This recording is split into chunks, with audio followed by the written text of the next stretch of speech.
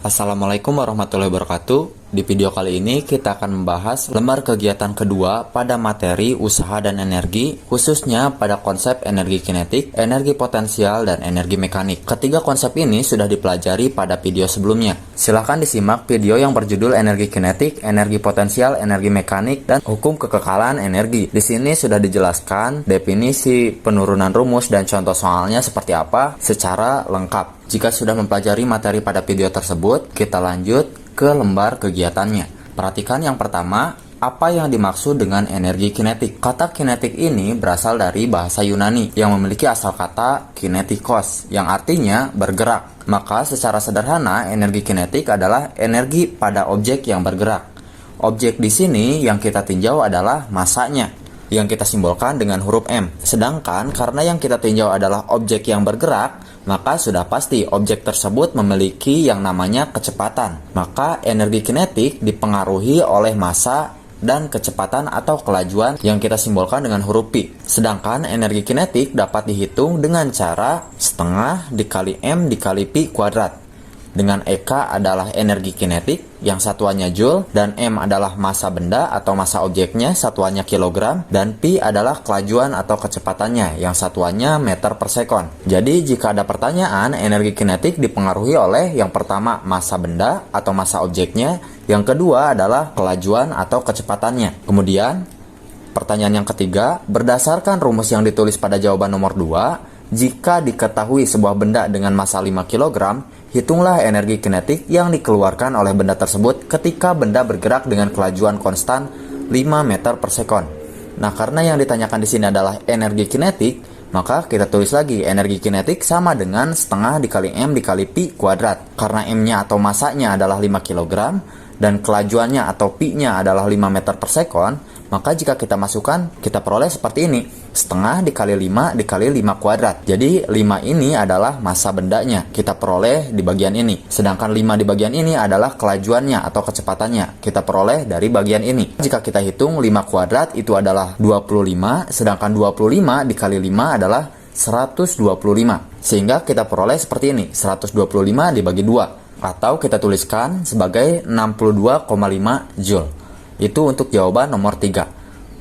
Kemudian kita lihat untuk nomor 4, berdasarkan rumus energi kinetik pada soal nomor 2, perhatikan ilustrasi gerakan sebuah benda beserta energi kinetiknya. Nah, perhatikan di sini di bagian bawah, sebuah benda bermassa M yang diperlihatkan semakin ke kanan, gerakannya semakin cepat atau nilai kecepatannya semakin besar. Hal itu kita dapat lihat dari panjang panah vektor kecepatannya. Semakin ke kanan, panah vektor kecepatannya itu semakin panjang. Artinya, semakin ke kanan, gerakan benda semakin cepat. Jika kita lihat grafik energi kinetiknya, semakin besar kecepatan, maka energi kinetiknya juga semakin besar. Sehingga di dalam soal, jika nilai dari kelajuan atau kecepatan Pi diperbesar, maka nilai energi kinetik akan semakin besar karena kelajuan atau kecepatan berbanding lurus dengan energi kinetiknya. Arti berbanding lurus itu apa? Artinya semakin besar kecepatan atau kelajuan, maka energi kinetiknya akan semakin besar.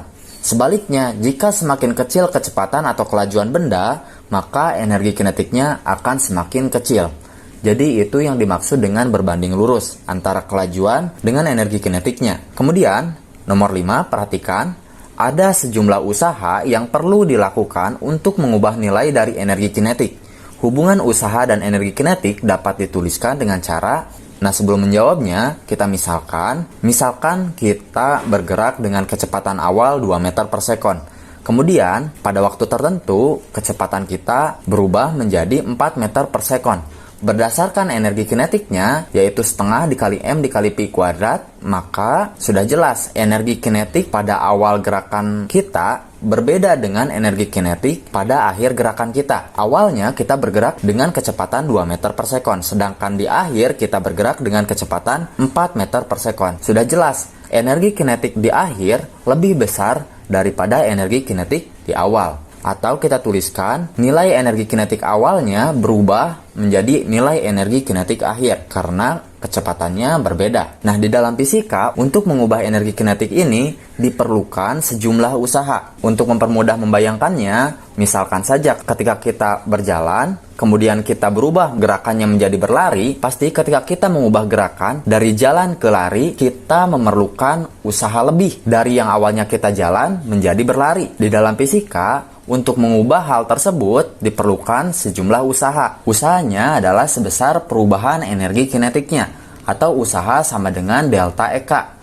Usaha sama dengan perubahan energi kinetiknya, atau energi kinetik akhir dikurangi energi kinetik awal. Dengan W adalah usaha dan delta EK adalah perubahan energi kinetik dengan satuannya Joule. Jadi ini untuk jawaban nomor 5 mengenai hubungan usaha dan energi kinetik. Usaha itu adalah perubahan energi kinetik yang kita rumuskan sebagai teorema usaha dan energi.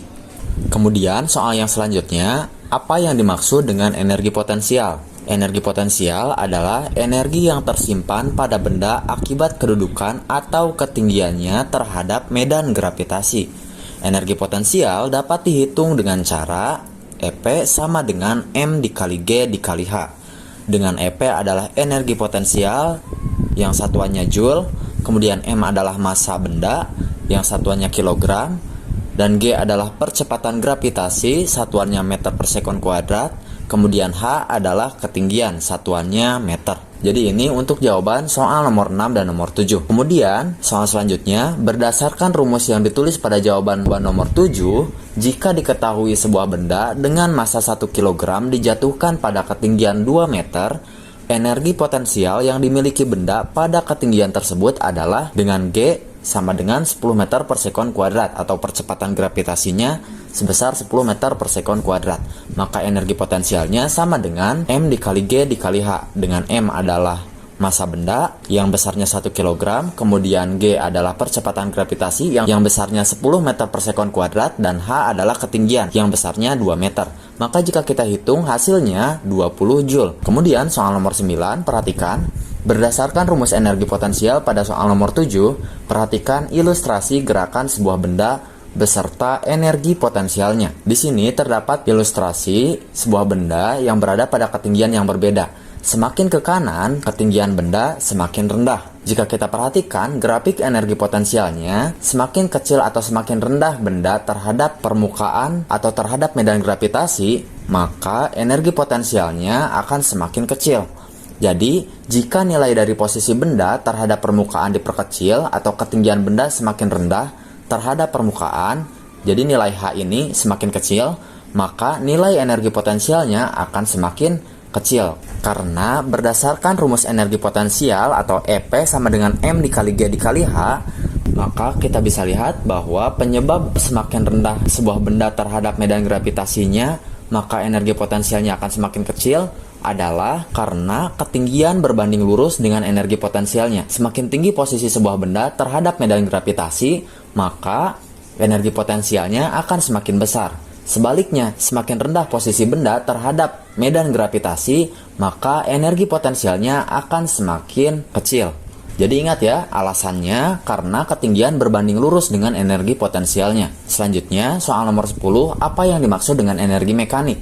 Energi mekanik adalah jumlah dari energi kinetik dan energi potensial. Energi mekanik dapat dihitung dengan cara EM sama dengan EK ditambah EP. EM itu adalah energi mekanik, satuannya Joule, kemudian EK adalah energi kinetik, satuannya Joule, dan EP adalah energi potensial, satuannya Joule. Selanjutnya, perhatikan, di dalam hukum kekekalan energi dijelaskan bahwa jika pada suatu sistem hanya bekerja gaya-gaya yang bersifat konservatif atau gaya yang bergantung pada keadaan awal dan akhirnya saja, maka energi mekanik sistem pada posisi apa saja selalu tetap atau kekal.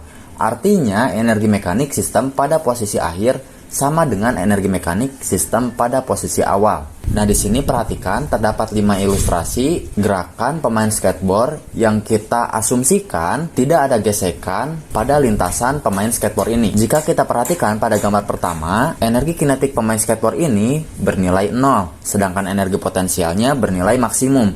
Hal ini dikarenakan pada posisi awal benda masih dalam keadaan diam. Akibatnya karena keadaannya diam, maka kecepatan benda masih bernilai 0. Jika kecepatan benda masih bernilai 0, maka sudah jelas benda tidak memiliki energi kinetik.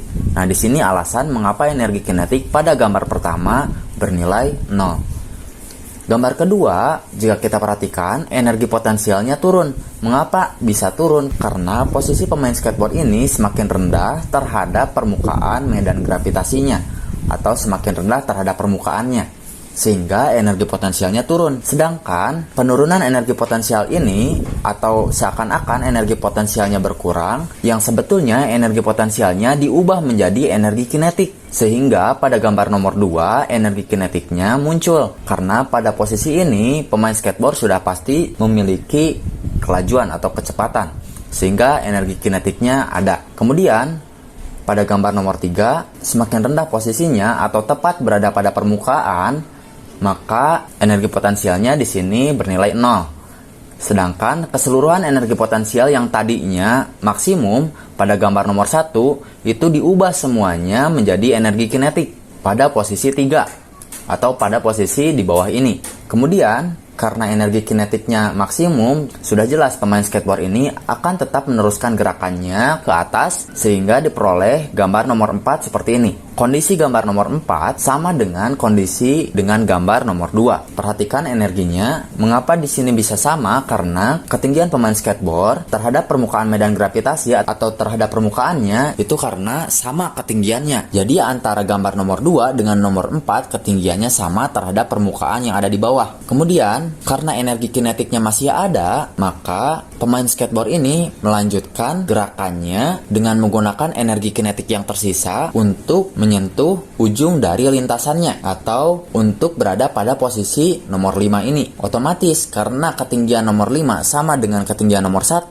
sehingga energi potensialnya juga sama. Dan pada saat itu juga pemain skateboard ini berhenti sesaat sehingga tidak memiliki kecepatan. Maka energi kinetiknya sudah pasti bernilai 0. Itulah bentuk dari perubahan energi kinetik menjadi energi potensial atau sebaliknya. Dan yang menjadi catatan di sini, perhatikan energi yang berwarna kuning ini adalah energi mekaniknya. Pada setiap posisi, energi mekaniknya selalu tetap.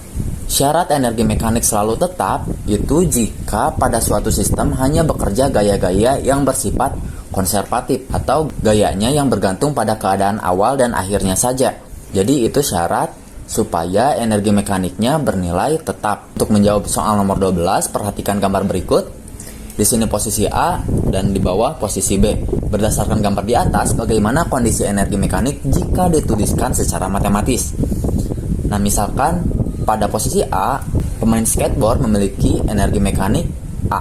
Sedangkan pada posisi B, kita ingat pemain skateboard juga memiliki energi mekanik. Dan ingat lagi, pada ilustrasi sebelumnya, energi mekanik itu tidak berubah jika gaya-gaya yang bekerjanya bersifat konservatif atau hanya bergantung pada posisi awal dan akhirnya saja. Maka energi mekanik A sama dengan energi mekanik B. Ini didasarkan dari ilustrasi sebelumnya ya. Nah, ini pertanyaan yang terakhir untuk lembar kegiatan kedua mengenai materi usaha dan energi. Sampai di sini pembahasan untuk lembar kegiatan kedua. Kita lanjutkan lagi pembahasan untuk lembar kegiatan ketiga. Terima kasih atas perhatiannya. Wassalamualaikum warahmatullahi wabarakatuh.